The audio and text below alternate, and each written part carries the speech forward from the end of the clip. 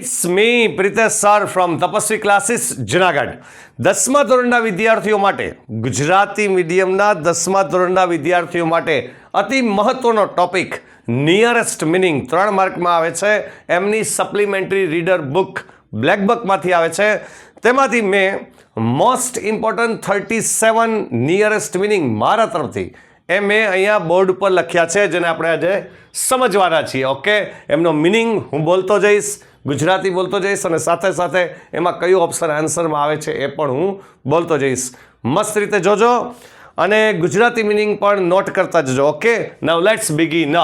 હેઝાર્ડનો મતલબ થાય હેઝાર્ડ એટલે રિસ્ક, જોખમ. હેઝાર્ડ એટલે મટર એટલે ધીમેથી બોલવું, બરાબર છે, ગણગણવું એવું થાય તો સ્પીક સોફ્ટલી. થ્રેશ, થ્રેશ એટલે મારવું, ફટકારવું, જેને કહેવાય બીટ. રિક્રુટ એટલે શું? રિક્રુટ એટલે આપણે ભરતી કરવી, બરાબર, કામે રાખવું, ભરતી કરવી, જેને કહેવાય એમ્પ્લોય કરવું. એક્સપેન્સિવ, એક્સપેન્સિવ એટલે શું? તો કે ખર્ચાળ, મોંઘું, બરાબર છે, જેને કહેવાય કોસ્ટલી. ફેડેડ એટલે શું થાય? તો કે ધૂંધળું, ધૂંધળું કહેવાય એટલે ડલ કહેવાશે.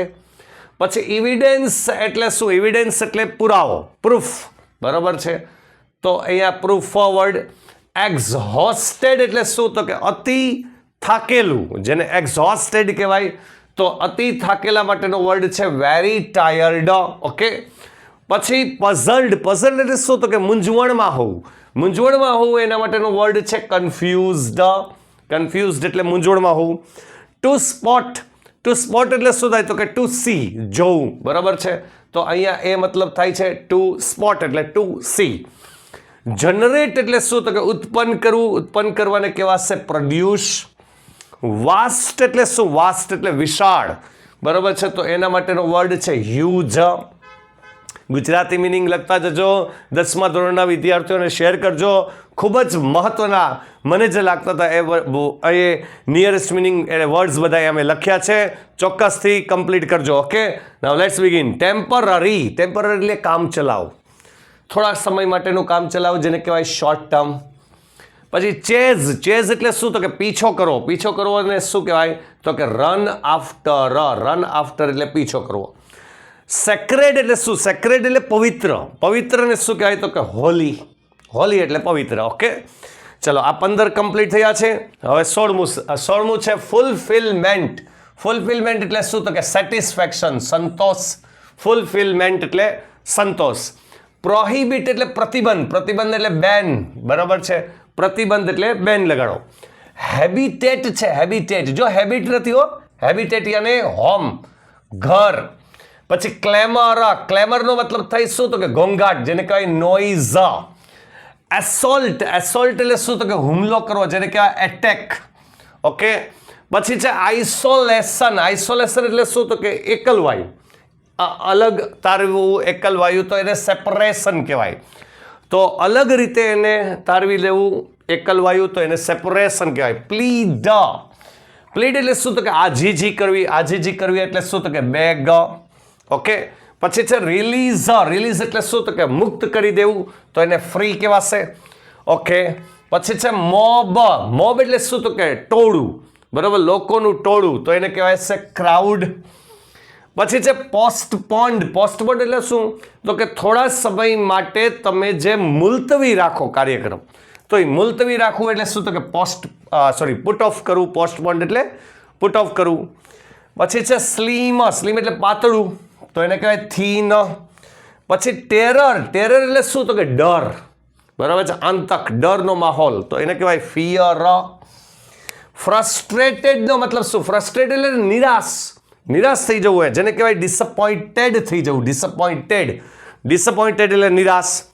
વોલ્યુન્ટરી એટલે શું? તો કે સ્વેચ્છાએ, પોતાની ઈચ્છાથી, સ્વેચ્છાએ, તો એને કહેવાશે એક્ટિંગ વિલિંગલી. વિલિંગલી એટલે ઈચ્છાથી, એક્ટિંગ એટલે કાર્ય કરવું, તો પોતાની ઈચ્છાથી કાર્ય કરવું તેને કહેવાય વોલ્યુન્ટરી, સ્વેચ્છાએ. ચલો અહીંયાથી 29 કમ્પ્લીટ. હવે 30. વેકેન્ટ. વેકેન્ટ એટલે શું? તો કે ખાલી સ્થાન, જેને એમ્પ્ટી કહેવાય. વેકેન્ટ ઉપરથી વેકેન્સી બને. ઓકે, ફ્યુરિયસ એટલે શું? તો કે ગુસ્સો, ગુસ્સોને શું કહેવાય? તો કે એંગ્રી કહેવાશે. ઓકે, ફ્યુરિયસ એટલે ગુસ્સો, ગુસ્સો એટલે એંગ્રી. પછી છે ઓપોર્ચ્યુનિટી, આ ફ્યુરિયસ એટલે ગુસ્સે થવું એટલે એંગ્રી થવું એમ. પછી ઓપોર્ચ્યુનિટી એટલે ચાન્સ, તક. ઓપોર્ચ્યુનિટી એટલે તક, તો ચાન્સ એટલે તક. ક્વોરલ એટલે શું? તો કે ઝઘડો થવો, ફાઇટ થવી, ફાઇટ, ક્વોરલ એટલે. પછી એક એટલે શું? તો કે દર્દ એટલે પેઇન, બરાબર, તો એને કહેવાય એક. ક્લુ એટલે શું? તો કે કડી, કોઈ ક્લુ મળે, કોઈ હિન્ટ મળે, બરાબર છે. કોઈ વસ્તુ આપણે ગોતતા હોય, જેમ કે CID વાળા છે એ ક્લુ ગોતતા જ હોય તો એને હિન્ટ કહેવાય. ફેસિનેટેડ એટલે શું? ફેસિનેટ એટલે આકર્ષણ એટલે આકર્ષિત કરવું એટલે શું? એટ્રેક્ટેડ. ફેસિનેટેડ કરવું એટલે એટ્રેક્ટેડ. પછી છે વેનિશ એટલે શું? તો કે અદ્રશ્ય થઈ જવું. અદ્રશ્ય એટલે શું? તો કે ડિસઅપિયર થઈ જવું. અને last but not the least 37 surrender એટલે શું? સરેન્ડર એટલે વશ થઈ જવું.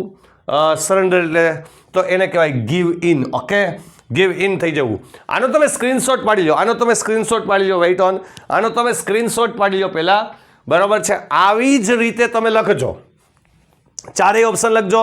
ખ્યાલ આવે કે આમાં બીજા અધર ઓપ્શન્સ ક્યાં મૂકે છે, કેવી રીતે મૂકે છે, બરાબર છે. અને મિનિંગ ચોક્કસ લખજો. ફરી પાછો આ લેક્ચર જોવો હોય તો જોઈ લેજો. લેક્ચર જોઈ અને મિનિંગ ચોક્કસ લખજો, એટલે મિનિંગ ઉપરથી તમને યાદ આવી જાય કે મેં આ વસ્તુ ટીક કરેલી છે, આ જવાબ આવે. ઓકે, 10મા ધોરણના વિદ્યાર્થીઓ, ગુજરાતી મીડિયમના વિદ્યાર્થીઓ માટે આ લેક્ચર મોસ્ટ ઇમ્પોર્ટન્ટ છે. 100% શેર કરજો. ઓકે, પહેલાં આ 37 કરજો. હું એમ નથી કહેતો કે આ 37 જ કરજો, એવું નથી વાત, પણ પહેલાં ચોક્કસ આ 37 કમ્પ્લીટ કરજો. Okay, right. અહીં સુધી રાખીએ છીએ. બાકી 10મા ધોરણના વિદ્યાર્થીઓ જે બોર્ડની એક્ઝામ આપવા જનારા છે એ તમામને ઓલ ધી બેસ્ટ કહું છું. ઓકે, સરસ રીતે પેપર ભરજો, કોઈ જાતનો ફિયર વગર. પહેલી વખત બોર્ડની એક્ઝામ ભરતા હોય તો પણ ડર ના હોવો જોઈએ. ઓકે, કોઈ જાતનો ડર રાખ્યા વગર બિંદાસ રીતે પેપર ભરજો. Okay, have a nice day, good bye, આવજો, ટાટા.